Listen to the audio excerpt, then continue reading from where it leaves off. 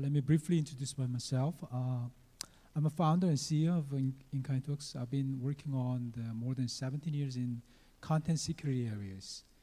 And as a part of our service, we deliver AppsLink that is mainly for the mobile application protection from hacking and cheating.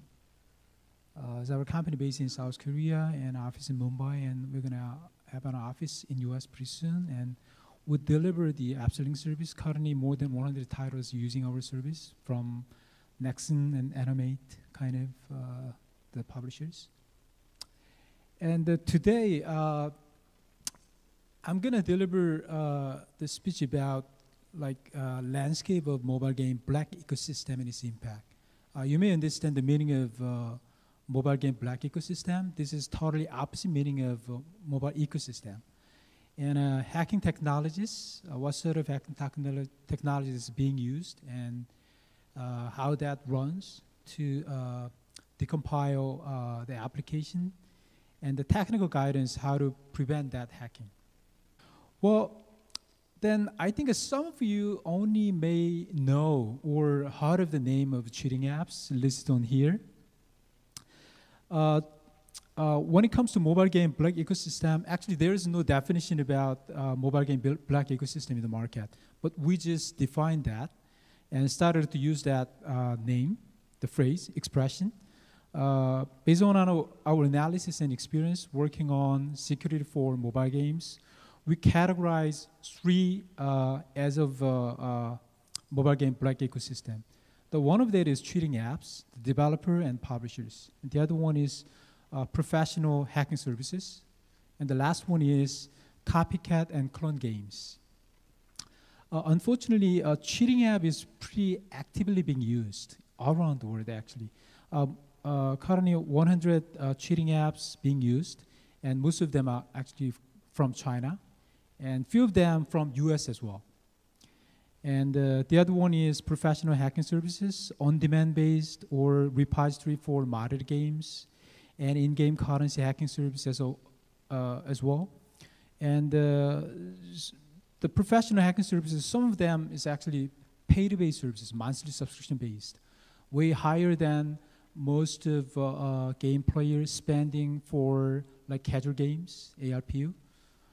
And the copycat and clone games, sometimes you may face a copycat of your titles in the market where you haven't published yet. Let me give you a funny story.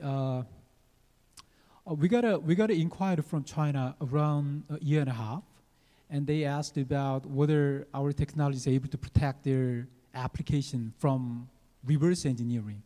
So we replied with a couple of questionnaires to understand better what is their application for and what kind of engine they do use to understand whether our technology and services are able to protect their application from being hacked. And they replied to us, we do deliver a cheating app. So we replied, why do you need the protection on your application? Because your objective is penetrate and hack the application. Then they told me that, well, there's strong competition in the market between the cheating apps. We spend a lot of R&D. Every single new title comes up, then we spend our resources to understand how to penetrate that, and we added up that features onto our application. And our competitors, they decompile our application and add up that features by using the same code. So that's how come the market get more hard. So this is pretty funny, but I think most of you guys not funny. But from our standpoint, this is pretty funny story, because in black ecosystem as well, they try to protect their IP. So, and let me give you more detailed information in the slide next. As said, when it comes to modding services, there are two types of services: on-demand based and repository. On-demand based, this is mostly a pay-to-pay service model. The business model is monthly subscription fee based, $20 through $30, and the online ad. And AndroidRepublic.org is one of the powerful hacking group they hacked the most of great games, pretty popular in the market, and they list up what they are working on. They showed it up to the potential customers. They call them as a BIP. So, and some of the potential customers request a game list. They'd like to get the modded version, and then they reply that, okay, our team is gonna get engaged, so you're gonna get this one in a week or 2 weeks later. So this is the way they make money. And the other one is repository. It's totally free to download. massapk.com, they provide more than 3,000 modded apps on their service side. So as it is all free to download, many of the people, game players, get an access to their service and download a modded version by themselves and enjoy. And in-game currency hacking service is pretty unique. And there are a couple of service providers well known, like cheatmyway.com, apkcare.com, and cheatstreak.com. They do provide a specific URL, like and share that URL with the end user, the game player, and then the game player just open up their mobile browser and get an access to that URL, and then type in their name and email, and they set the currency, how many of the currency they'd like to get by doing this, and start the hacking. And then in few seconds later, within less than 10 seconds, they're gonna see a message like human authorization. This is a process they could make monetization actually. If I don't click that button, then I'm not gonna have that currency on my account. If I click that button, then they're gonna get me forwarded to the a specific URL to download specific applications. This is the way they make money. And the copycat and clone games is one of the big challenges in the market. I think you may not aware about this well, because most of that happening mainly in Asia Pacific region, especially in China, because China market is really hard to get an access to from like Western market. Clash Royale, in a week later, it officially launched. The clone game launched in China, just in a week later. How did it happen? Because they did reverse engineering, and they acquired the source code of Clash Royale, and they made a reversion of that. They changed a little bit about the language set and image and published. So if there's a great game title in the market, in Western market, I'm sure all of them is gonna be hacked and republished in China market. And I think you may know about this litigation between Release and Youku. The Release, they made a great hit by Soul Clash in China market, and they considered to expand their service out of China. So they did research on the Play Store in US and Japan, and they found the Hero's Charge looks pretty similar with their title, and all the game scenario and character and the balance kind of. So they did some research. The research meaning that they downloaded the application and decompiled and reverse engineered.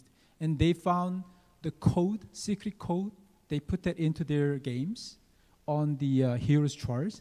So that's how the litigation started. I don't know what's the result of their the litigation, but that made a great noise in the market, how the games can be hacked and the code can be reused. And this is the screenshot of Surrender60, one of the top tier game store in China. You may know that in China market, there are more than 200 game stores, Android stores, and there's no Play Store in China. So Surrender60 is one of the top, and it is easy to find the Western popular titles on that that market that have been licensed before, and the original publisher or developer, even they don't know what's going on. And based on our the data, because we have the service currently, we came to know that the preferences of hackers by the genre, casual and arcade and shooting is the ratio of hacking attempt over MAU is quite higher than other genre like RPG and action. The hacking attempt ratio over MAU is quite varied between the genre. And based on our data, it's between 0.5% through 15%. So the upside is quite high. And so we analyzed the top 10 cheating tools. Since we are able to retrieve the data, every single time the hackers or cheaters access to the games that is being protected by our technology, we could censor that, and the mechanism started work to prevent and defend any kind of hackings. Based on that activity, we were able to get the data out of that activity and analyze and share that data with our customers. Lucky Pitcher is the number one cheating tool. This is pretty strong, and they provide attractive features for general game players. That's how come they're number one. And hacking method, there are a couple of ways, but based on our research, using the cheating tools and debugging is more than 85%. This is these two ways is most of the cheaters and hackers use to hack the games. So based on our research, we concluded like this: the damage of mobile game black ecosystem. The first, it affects the balance of game. It disrupts the game balance, so that which means that this is gonna bring the lost monetization, and the general game player or paying player, their experience on game is gonna be bad. So they're gonna rate the game lower side, and that brought like downside of download of the game. And so some of the general player or paying player, they just move out of the game. We saw a lot of this kind of cases happened in Asia Pacific region. So some of the teams, small team, they developed great game, and they spend the budget they could spend for acquire the users. And in a week or 2 weeks later, they found the cheating is quite active. So some of their big fan of their titles get frustrated and move out of the title. So this was pretty bad for the team. And this shortened the game life cycle. And some good titles, especially, they're gonna see the competition with the copycat and clone games. And at the same time, you can see the data that what happened once the anti-hacking technology applied. The blue line shows hacking attempt ratio over MAU. As time goes by, most of the hacking attempts decreased. So based on this data, we understand the hackers might move out of the game. And second assumption to understand this is going to be some of the hackers might turn into like general player. And how the hacking is available, there are a couple of ways, but just debugging, dump memory, hook API, or decompile, and they could analyze the code and make mod. And there are many available reversing tools. So the tool is pretty powerful and easy to use. So based on that tool, the decompile and tampering is quite easily addressed. So I'm gonna recommend a couple of ways to defend this kind of attack. You could set the compiling option to hide the symbols and check APK signature and hash values. This is pretty helpful for the anti-debugging and anti-tampering. And you might apply the obfuscation technology. There are free-to-use tools available in the market to apply obfuscation. But you got to understand that obfuscation can be reversed. And hide value and data variables would be pretty helpful for you guys. And encrypt data on the device is very important as well. And set the blacklist of cheating tools. That is going to be pretty helpful as well. But this is not enough, actually. And you may know Google, they share the guidance and keep updating their guidance for like in-app billing fraud. To prevent the in-app billing fraud, you gotta follow up their best practice. And for the copy protection, LBL is one of the systems that Google provided for the developers as well. And let me summarize what I delivered. The legitimate, especially the paying user players, they prefer fair competition, as we are all aware of that. And hacking is not a matter of revenue loss, but in fact, entire life cycle of the game. I saw a lot of cases that the great team, they developed great title, and quite soon later of their launching, they stop operating their game anymore. And most of you guys may set higher priority spending your budget on acquiring the users. But I wish you to think about it about hacking prevention cost as well. I think most of you guys might not have sort of set a budget for hacking prevention, but as I shared that the ratio of hacking over MAU, some of the title reached up to 15%, 15%. This is a huge number. And basic anti-hacking technical measures help somewhat, as I shared.